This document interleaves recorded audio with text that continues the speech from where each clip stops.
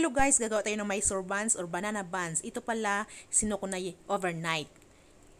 Niroll ko na parang chapati, tapos fina-fry natin siya hanggang mag golden brown both side.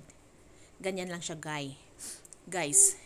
Pag ganyan yung ating banana buns or Mysore buns, maganda ang kalabasan niyan.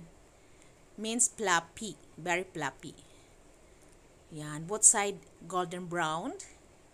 Ganyan lang siya guys. Nakalimutan ko kasi i-video lahat kasi busy ako sa baby ko. Yan. Yan. Ganyan lang siya. Basa-basain mo siya ng mantika hanggang mag-plop siya. Parang bloated. Yan, ganyan. Tapos, i-flip mo siya. Ganyan. O, diba? Ang ganda. Ganyan lang. Tapos, i-flip mo siya. Kailangan both side golden brown. Ganyan. Kaya nakagawa ako ng 8 piraso guys. Ito na ang ating Mysore buns or banana buns. Ganyan. Yummy sa coffee, sa tea. Ganyan siya guys. Titikman na natin guys ang ating banana buns or Mysore buns. Look at inside.